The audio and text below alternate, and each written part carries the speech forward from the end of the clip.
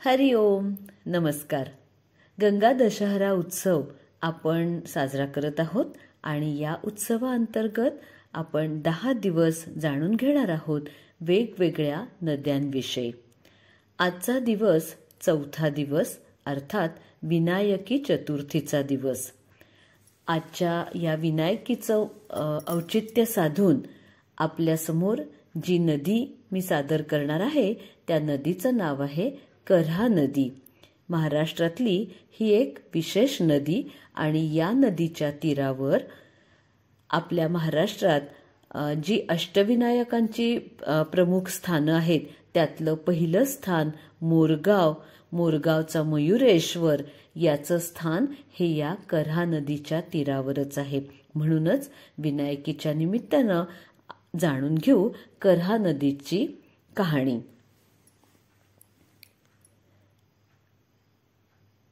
कऱ्हेच्या तीरी एकसे मोरगाव, तिथे नांदतो मोरया देवराऊ.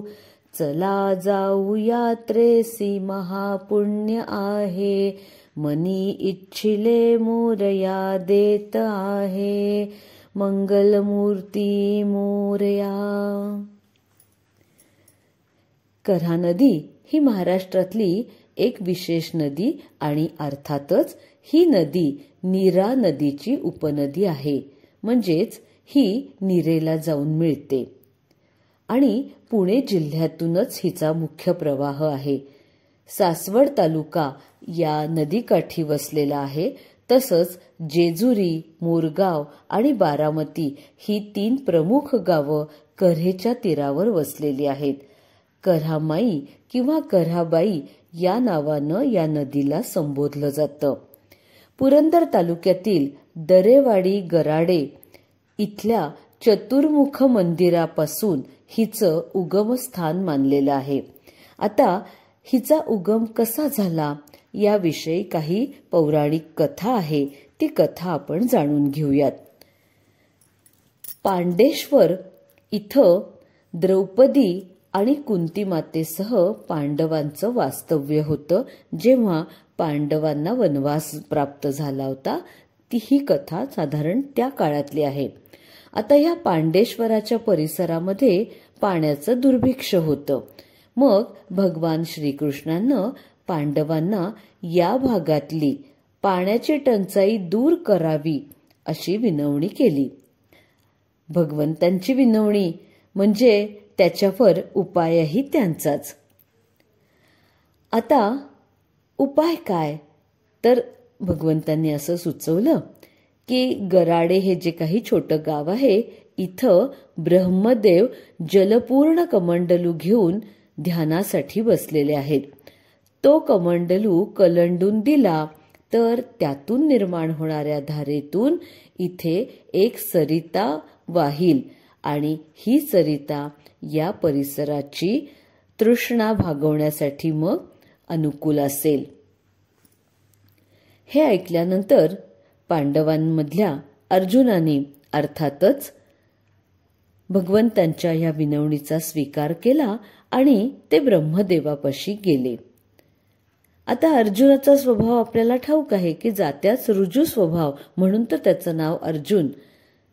ब्रह्मदेवांची विनवणी करून पाहिली. ब्रह्मदेव समाधीतून जागृत व्हावेत म्हणून त्यांनी विविध प्रकारे खूप प्रयत्न केले, पण त्याला काही यश आलं नाही. मग नाईलाज झाला आणि शेवटी ब्रह्मदेवाला सावध करण्यासाठी भीमानं काय केलं तर ब्रह्मदेवाच्या मस्तकावर शीतल पाण्याचा कमंडलू ओतला.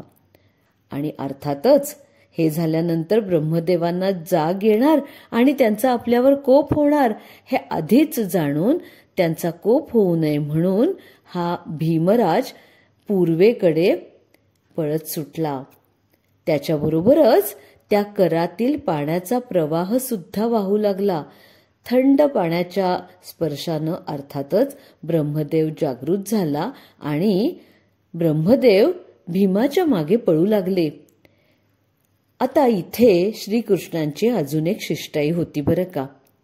श्रीकृष्णांनी आधीच पूर्वसूचना करून ठेवली होती त्यानुसार भीमानं त्या संपूर्ण जलप्रवाहाकाठी शिवभक्त असलेल्या ब्रह्मदेवांकरता पार्थिव शिवलिंग तयार करून ठेवली होती.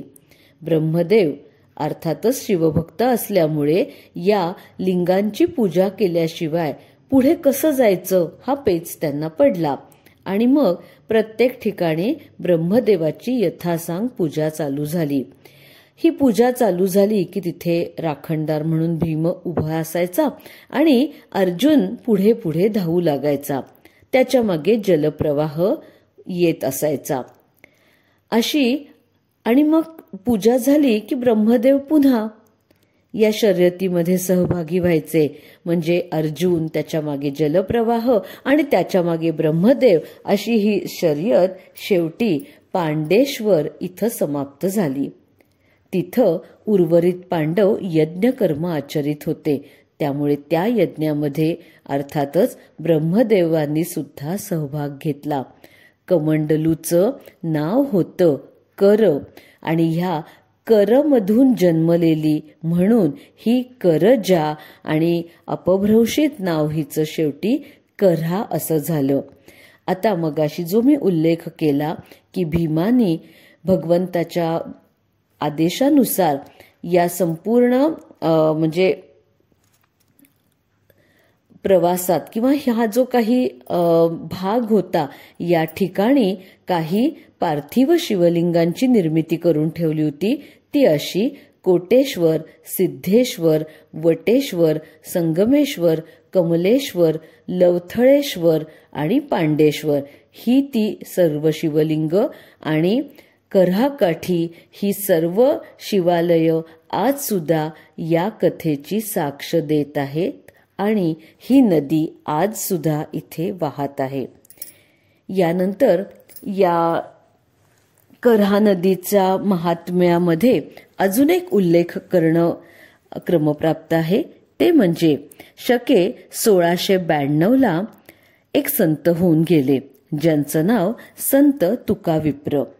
आणि संत नामदेव यांनी जो शतकोटी अभंग रचनेचा संकल्प सोडला होता तर त्या संकल्पाची राहिलेली अखेरची पूर्तता या संत तुकाविप्र यांच्याकडून झाली. संत तुकाविप्र यांनी मग ह्या पूर्ततेनंतर म्हणजे 1693 शकेपासून कऱ्हा नदीची प्रदक्षिणा केली. याच दरम्यान आपल्या इतिहासातल्या नोंदीनुसार पुण्यामध्ये माधवराव पेशवे यांचा मृत्यू झाला. त्याच्यानंतर त्यांच्या पाठोपाठ गादीवर नारायणराव पेशवे यांची नियुक्ती झाली. त्यांचा खून करण्यात आला. मग त्याच्यानंतर नारायणरावाची पत्नी गंगाबाई ही गरोदर होती. तिनं एका पुत्राला जन्म दिला. हा पुत्र म्हणजेच सवाई माधवराव यांना पेशवेपद बहाल करण्यात आलं. आणि या सगळ्या दरम्यान नाही म्हटलं तरी पुणे आणि सातारा परिसरामध्ये थोडंसं म्हणजे भीतीचं किंवा असंशयाचं वातावरण निश्चित पसरलेलं होतं. आणि याच्यातून लोकांना कसं होतं ना की सगळ्याच संशयाच्या गोंधळाच्या म्हणजे वातावरणामुळे संपूर्ण हा जो समाज असतो हा ढवळून निघतो आणि अशाच वेळेला पुन्हा काही परकीय लोक येऊन या समाजावर आपलं अधिराज्य गाजवू शकतात. म्हणून जनजागृती करण्यासाठी या तुकाविप्र यांनी कीर्तनातून प्रबोधन केलं आणि सामाजिक एकतेचा, एकजुटीचा संदेश यातून त्यांनी लोकांना दिलं. अशी ही कऱ्हा नदीची आणि तिच्या अनुषंगाने असलेली तिच्या भोवतीची ही कहाणी आपण जाणून घेऊयात की कऱ्हा नदीच्या तीरावर असलेल्या तीर्थक्षेत्रांविषयी. आता पहिल्यांदाच उल्लेख केला त्यानुसार कऱ्हेच्या तीरावर प्रसिद्ध असं मोरगावचं क्षेत्र आहे. या मोरगावच्या क्षेत्रामध्ये या कऱ्हा नदीचा मध्य मानला गेलेला आहे आणि या कऱ्हा नदीला इथं ब्रह्मकमंडलू गंगा असं म्हणतात आणि तिथंच ती नीरा नदीला मिळते. त्या गावाचं नाव आहे सोनगाव आणि इथंच हा जो काही नीरेचा आणि कऱ्हेचा संगम होतो त्या संगमावर भगवान विष्णूंचं सुद्धा स्थान आहे. या स्थानाचा आणि सुरुवातीला मी जी कऱ्हा नदीच्या उगमाची कहाणी सांगितली तर त्याचाही काहीतरी निश्चित संबंध आहेच. आता क्षेत्र मुरगाव हे मोरया गोसावी यांच्या पदस्पर्शाने पावन झालेलं अष्टविनायक क्षेत्रांपैकी पहिलं क्षेत्र म्हणून याची ख्याती आहे. आता मोरया गोसावी यांचा जो गाणपत्य संप्रदाय आहे या संप्रदायामध्ये मोरया गोसावी यांनी अर्थातच महान गणेश भक्त असल्यामुळे मोरयावर किंवा गणेशावर काही पदांची रचना केलेली आहे. त्यांच्यानंतर त्यांचे पुत्र चिंतामणी महाराज, पुढे नारायण महाराज, धरणीधर महाराज आणि त्या पुढे येणाऱ्या वंशपरंपरेतल्या इतरही काही श्रेष्ठ मंडळींनी मोरया किंवा गणपतीच्या स्तवनपर पदांची रचना केलेली आहे. आणि ही सगळी पदांचा गाथा या नावाने प्रसिद्ध आहेत. आणि चिंचवडच्या गणेश संप्रदायामध्ये हा पदांचा गाथा एक महत्वाचं अबाधित स्थान राखून आहे. चिंचवड परंपरेनुसार इथल्या मंगलमूर्तीच्या समोर यातील काही पदांचं तिथं गायन केलं जातं. धुपारती मंडळातर्फे हे गायन होत असतं. विशिष्ट दिवस म्हणजे एकादशी आहे किंवा नवरात्रातली काही पदं आहेत, चिंचवडची द्वारयात्रा आहे, माघी यात्रा आहे, त्याप्रमाणे भाद्रपदातली यात्रा असते. तसंच आजच जी विनायकी चतुर्थी आहे मी सुरुवातीलाच उल्लेख केला, ज्येष्ठीतली विनायकी या दिवशी अलिबाग जवळ नारंगी म्हणून एक क्षेत्र आहे.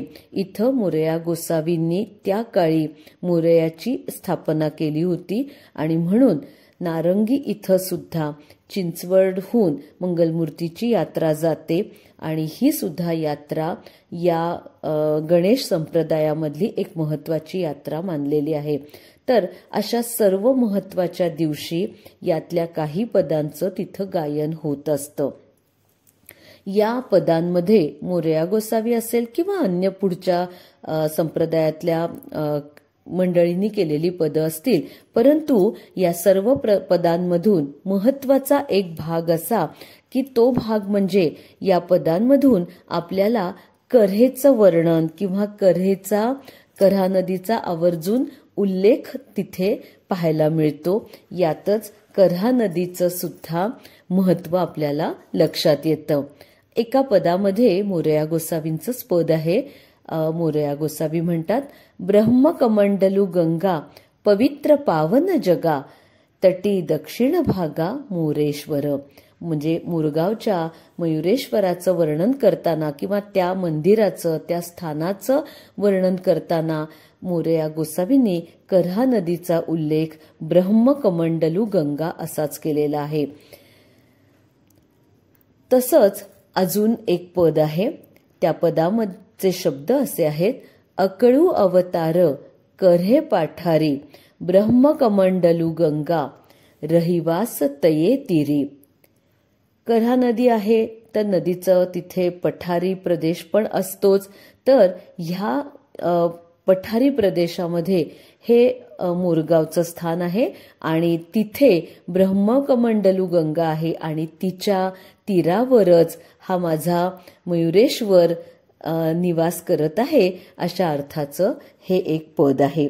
यानंतरचं अजून एक वेगळं पद असं हे पद अर्थातच मी म्हटलं त्याप्रमाणे या संप्रदायातल्या एका श्रेष्ठ व्यक्तींनी रचलेलं आहे, ज्यांचं नाव पदांच्या गाथेमध्ये त्यांचं नाव असं आहे की विघ्नेश्वर दास म्हणून. आणि यांनी रचलेलं हे पद या मंडळातर्फे धुपारती मंडळातर्फे एकादशीच्या दिवशी आवर्जून म्हटलं जातं. या पदामध्ये पंढरपूरचा पांडुरंग आणि मोरगावचा मयुरेश्वर यांची एका भक्ताच्या नजरेतून केलेली तुलना आपल्याला पाहायला मिळते. तुलना अशी की भक्त म्हणतो आहे की पंढरपूरला मी का जाऊ, कारण माझं जे अधिष्ठान आहे किंवा माझं जे आराध्य आहे ते आराध्य म्हणजेच मोरगावचा मयुरेश्वर आहे. त्यामुळे ह्या मयुरेश्वर त्याचंच दर्शन किंवा त्याचंच पूजन, त्याचंच स्तवन हेच माझ्यासाठी श्रेष्ठ आहे. आणि म्हणून आज एकादशी जरी असली तरी मी मात्र दर्शन कोणाचं घेणार, तर मी मयुरेश्वराचंच घेणार. आणि माझी मयूरपुरी हीच पंढरी, नाम गर्जे अंबरी. पुढे सुद्धा आता पंढरपूरला त्या मंदिराच्या बाहेर जी काही प्रमुख महत्वाची ठिकाणं आहेत, तर त्या ठिकाणांचा दाखला देऊन कविवर्य म्हणतात की ब्रह्मकमंडलू भीमगंगा गणेश तीर्थ चंद्रभागा. ब्रह्मकमंडलू म्हणजे अर्थातच कऱ्हा नदी.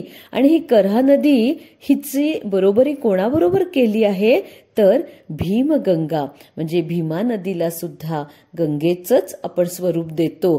तर ह्या भीमेच्या बरोबरीनेच माझी ही ब्रह्मकमंडलू गंगा म्हणजेच नीरा आहे.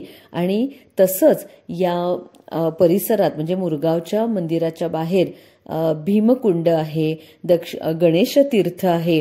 तर हे तीर्थ म्हणजे साक्षात चंद्रभागा नदीच आहे माझ्यासाठी तरी.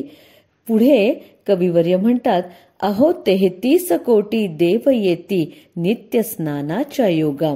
काय सांगू तुम्हाला या कुंडाचा किंवा या ब्रह्मकमंडलूचा महिमा.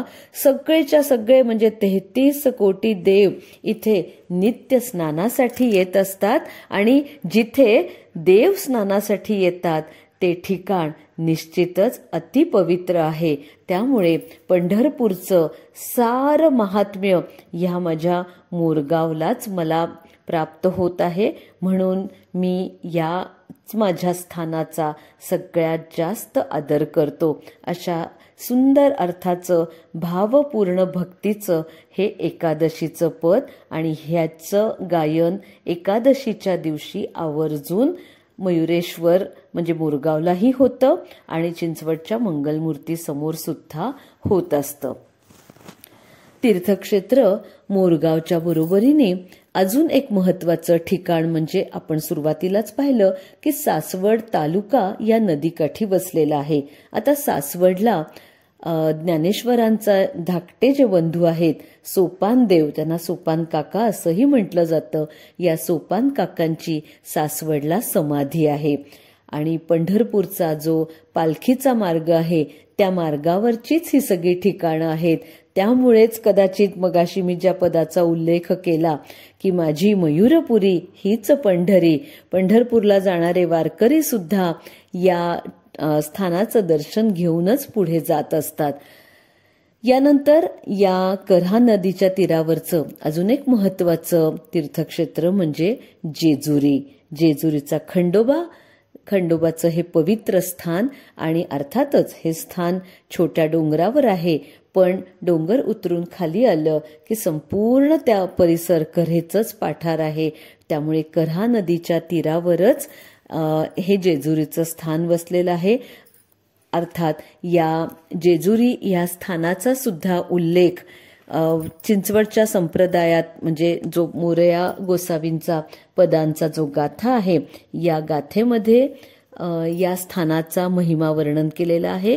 प्रत्येक वाराच्या आरत्या या पदांच्या गाथेमध्ये आहेत.